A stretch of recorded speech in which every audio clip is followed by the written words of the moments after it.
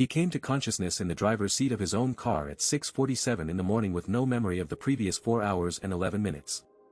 This is the precise number because he has checked it many times since. The last clear moment in his memory was leaving the parking garage of his office building at 10:36 p.m. after a late meeting. He remembered getting into the car. He remembered the sound of the engine starting. He remembered adjusting the mirror. Then there was a scene, not darkness, not sleep, just an absence, and he was sitting in a parking lot he didn't recognize at 6:47 a.m. He felt completely normal.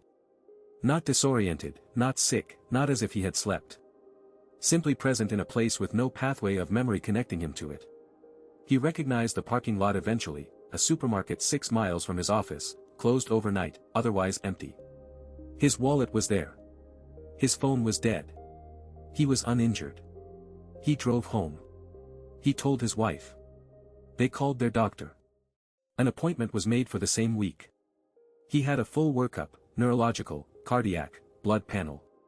Everything returned normal. No evidence of a seizure. No cardiac event. No substances in his bloodstream.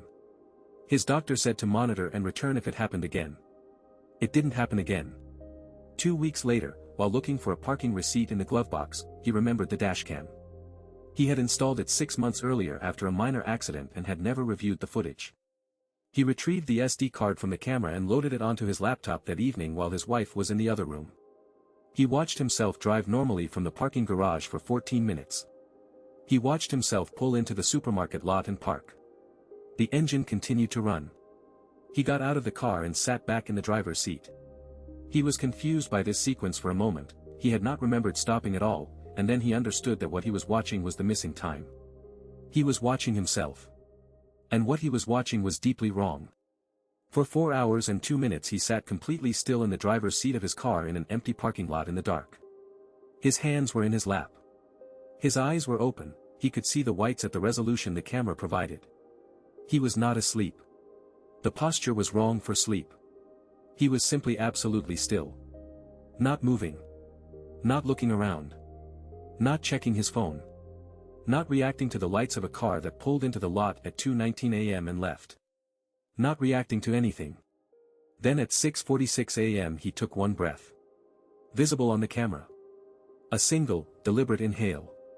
And he looked down at his hands. And the next minute he was reversing out of the space, normally, driving. He sat and watched this footage twice and then he closed the laptop. He has never watched it again. He told his wife some of it. Not all of it. He sold the car 3 weeks later, privately, for less than its value, because he needed to be in a different car. Whatever sat in that parking lot for 4 hours wearing his body, he does not want it in his vehicle. He did not tell his wife what was on the footage.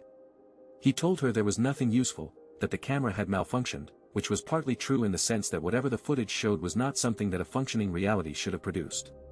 He told himself he was protecting her. He thinks now that he was also protecting himself from having to explain it out loud, because explaining it would have made it real in a way that watching it alone in his home office at 11 at night had not quite managed to do. He sold the car privately within 3 weeks.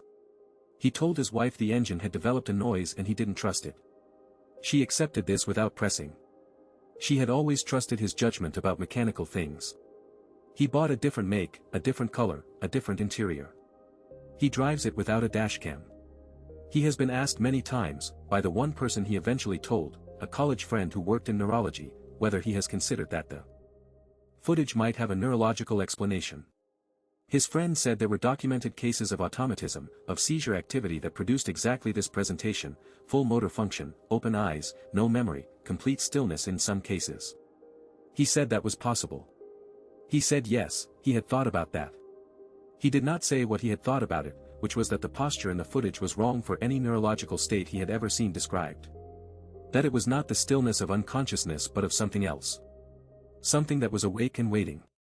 He has not had another episode. He does not know whether to be relieved by this or to understand it as something different, as a conclusion rather than an absence. He thinks about those 4 hours regularly.